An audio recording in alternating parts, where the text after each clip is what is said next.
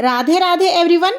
आज की वीडियो में मैं आपको पुत्रदा एकादशी की व्रत कथा सुनाऊंगी। सावन माह के शुक्ल पक्ष में आने वाली एकादशी तिथि को पुत्रदा एकादशी के रूप में मनाया जाता है। तो देखिए, पुत्रदा एकादशी की व्रत कथा सुनने के लिए सबसे पहले हम लोग 1 लोटा जल ले लेंगे। उसके बाद अपने सीधे हाथ में तिल या फूल कोई भी चीज लेकर आप कथा सुन सकते हैं। कभी भी खाली हाथ कथा नहीं सुनते हैं, तो या तो आप तिल ले लीजिए या फूल ले लीजिए या दोनों चीज ले लीजिए। तो चलिए अभी कथा शुरू करते हैं। कथाओं का आनंद लेते हुए अर्जुन बोले, हे भगवान, ये रोचक और पुण्यदायिनी कथाएं सुनकर मेरे आनंद की सीमा नहीं है और मेरी उत्सुकता और ज्यादा बढ़ती जा रही है। हे मधुसूदन, अब कृपा करके आप श्रावण मास के शुक्ल पक्ष की एकादशी की कथा सुनाएं। इस एकादशी का क्या नाम है तथा इसके व्रत की विधि क्या है, इसके करने से क्या फल मिलता है और किस देवता की इस दिन पूजा की जाती है। श्री कृष्ण जी बोले, हे पार्थ, श्रावण मास के शुक्ल पक्ष की एकादशी की कथा के श्रवण मात्र से ही अनंत यज्ञ के समान फल मिलता है। हे अर्जुन, द्वापर युग के प्रारंभ में महिष्मति नाम की एक नगरी थी। उस नगरी में महाजीत नाम का एक राजा राज्य करता था। वह पुत्रहीन था, इसलिए वह सदैव दुखी रहता था।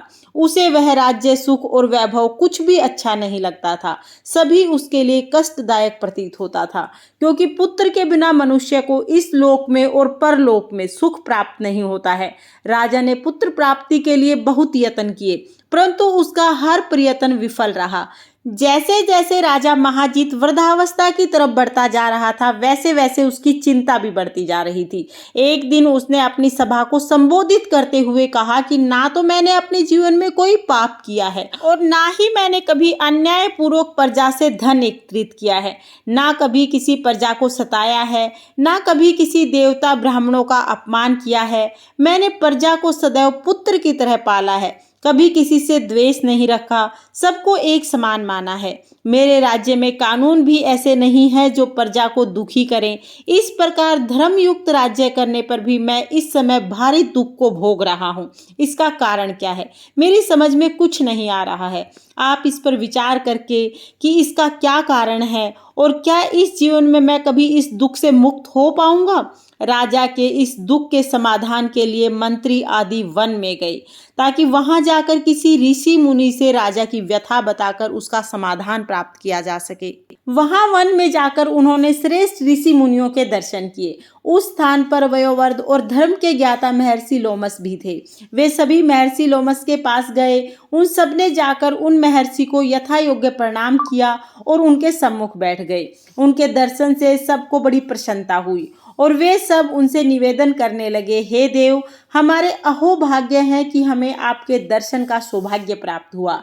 इस पर महर्षि बोले, हे मंत्रीगण, आप लोगों की विनम्रता और सद्भावना से मैं अत्यंत प्रसन्न हूँ। आप मुझे अपने आने का कारण बताइए। मैं आपके कार्य को अपनी शक्ति के अनुसार सिद्ध करूंगा, क्योंकि हमारा शरीर ही परोपकार के लिए बना हुआ है। लोमस ऋषि के ऐसे अपनत्व भरे वचन सुनकर मंत्री बोले, हे महर्षि, आप हमारी समस्त बातों को जानने में ब्रह्मा से भी अधिक समर्थ हैं, अतः आप हमारे संदेह को दूर कीजिए। महिष्मति नामक नगरी में हमारे महाराज महाजीत बड़े ही धर्मात्मा और पुण्य उपकारी हैं। वह प्रजा को पुत्र की तरह धर्मानुसार पालन करते हैं, परंतु फिर भी पुत्र विहीन हैं। हे महर्षि, इससे वह अत्यंत दुखी हैं। हम लोग उनकी प्रजा हैं, हम भी उनके इस दुख से दुखी हैं, क्योंकि प्रजा का यह कर्तव्य है कि राजा के सुख में सुखी हों और राजा के दुख को दुख माने। हमको उनके पुत्रहीन होने का अभी तक कारण प्रतीत नहीं हुआ है, इसलिए हम आपके पास आए हैं। अब आपके दर्शन करके हमको पूर्ण विश्वास है कि हमारे कष्ट का अवश्य ही निवारण हो जाएगा, क्योंकि महान पुरुषों के दर्शन मात्र से ही प्रत्येक कार्य सिद्ध हो जाते हैं। अतः अब आप हमें बतलाने का कष्ट करें कि किस विधि से हमारे महाराज पुत्रवान हो सकते हैं। हे महर्षि, यह आपका हम पर और हमारी प्रजा पर बहुत बड़ा उपकार होगा। ऐसी करुणा भरी प्रार्थना सुनकर ऋषि के नेत्र भर आए। ऋषि ने राजा के जन्मों पर विचार किया। कुछ पल के बाद विचार करके बोले, हे श्रेष्ठ पुरुषों, यह राजा पिछले जन्म में अत्यंत उदंड और बुरे कर्म करने वाला था। उस जन्म में यह एक गांव से दूसरे गांव में घूमता रहता था। एक बार ज्येष्ठ मास के शुक्ल पक्ष की एकादशी के दिन की बात है। यह 2 दिन से भूखा था दोपहर के समय एक जलाशय में जल पीने गया। उस स्थान पर एक उसी समय ब्याही हुई गाय जल पी रही थी। राजा ने उस गाय को प्यासी ही भगा दिया और स्वयं जल पीने लगा। हे भद्रजनों, इसलिए राजा को यह दुख भोगना पड़ रहा है। एकादशी के दिन भूखा रहने का फल यह हुआ कि इस जन्म में यह राजा बना और प्यासी गाय को जलाशय से भगाने के कारण ये पुत्रहीन हुआ। इस पर वे सभी सभासद विनती करने लगे कि हे महर्षि, शास्त्रों में ऐसा लिखा है कि पुण्य से पाप नष्ट हो जाते हैं, अतः कृपा करके आप हमें कोई ऐसा उपाय बताइए जिससे हमारे महाराज के पूर्व जन्म का ये पाप नष्ट हो जाए और उन्हें पुत्र रत्न की प्राप्ति हो। सभासदों की याचना भरे स्वरों को सुनकर लोमश ऋषि बोले, हे भद्रजनों, यदि तुम यह श्रावण मास के शुक्ल पक्ष की पुत्रदा एकादशी का व्रत करो और रात्रि जागरण करो, उस व्रत का फल राजा को प्रदान कर दो तो तुम्हारे राजा के ये सभी कष्ट दूर हो जाएंगे और उन्हें पुत्र रत्न की प्राप्ति होगी। यह उपाय सुनकर सभी सभासदों ने महर्षि को कोटि कोटि धन्यवाद किया और उनका आशीर्वाद लेकर राज्य को लौट गए। तत्पश्चात उन्होंने ऋषि के कहे अनुसार पुत्रदा एकादशी का विधि पूर्वक व्रत किया। द्वादशी को उसका फल राजा को दे दिया। उस पुण्य के प्रभाव से रानी ने गर्भ धारण किया और 9 महीने के पश्चात ही उन्हें एक अत्यंत तेजस्वी पुत्र रत्न की प्राप्ति हुई। हे अर्जुन, इसीलिए इस एकादशी का नाम पुत्रदा एकादशी पड़ा।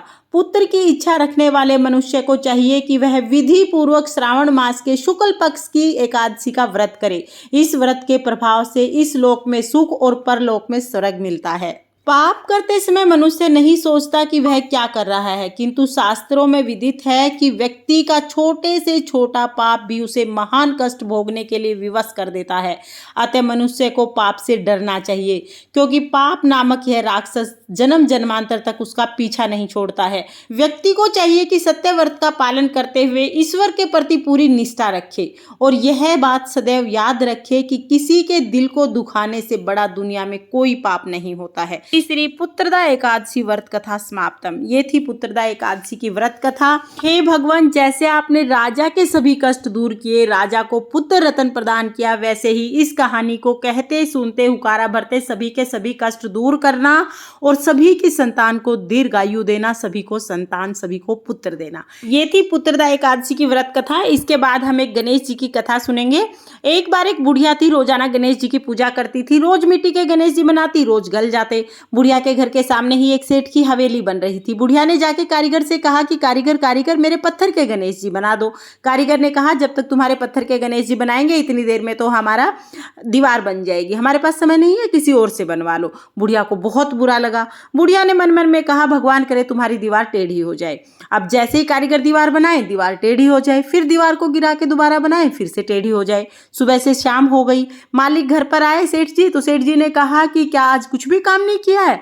तो कारीगर ने बताया कि काम तो बहुत कर रहे हैं, लेकिन जैसे ही दीवार बनाते हैं दीवार टेढ़ी हो जाती है। उसके बाद कारीगर ने बुढ़िया के आने की सारी बात सेठ जी को बताई। सेठ जी ने कहा कि मुझे बुढ़िया के पास ले चलो। कारीगर सेठ जी को बुढ़िया के पास ले गए। सेठ जी ने कहा, हे बूढ़ी माई, हम आपके पत्थर के नहीं सोने के गणेश जी घड़वा देंगे, हमारी दीवार सीधी करा दो। गणेश जी महाराज ये बात सुन रहे थे। जैसे ही सेठ जी ने ये बात कही, उनकी दीवार सीधी हो गई। सेठ जी ने बुढ़िया के लिए सोने के गणेश जी घड़वाए। हे गणेश जी महाराज, जैसे आपने सेठ जी की दीवार सीधी करी, वैसे सबके काम सीधे करना, और जैसे आपने बुढ़िया माई की इच्छा पूरी की, वैसे ही सबकी इच्छा पूरी करना। इस कहानी को कहते सुनते हुकारा भरते सब पर अपनी कृपा दृष्टि बनाए रखना और सबके घर अन्न धन से भरना। ये थी गणेश जी की कथा। तो इस तरह से हमारी पुत्रदा एकादशी की व्रत कथा पूर्ण होती है। कथा सुनने के बाद जो हमने हाथ में फूल और तिल लिए हैं, वो हम भगवान विष्णु को समर्पित कर देंगे। थोड़े से तिल हम जल के लोटे में डाल देंगे। इस तरह से पुत्रदा एकादशी की व्रत कथा पूर्ण होती है। फ्रेंड्स, अगर आपको ये कथा पसंद आई हो तो प्लीज़ वीडियो को लाइक कर देना। और हम महिलाएं तीज त्योहार कैसे करते हैं, हम पाठ पूजा कैसे करते हैं, ये देखने के लिए मेरे चैनल को सब्सक्राइब कर लेना। फिर मिलते हैं किसी और वीडियो के साथ। तब तक के लिए जय श्री कृष्णा, राधे राधे।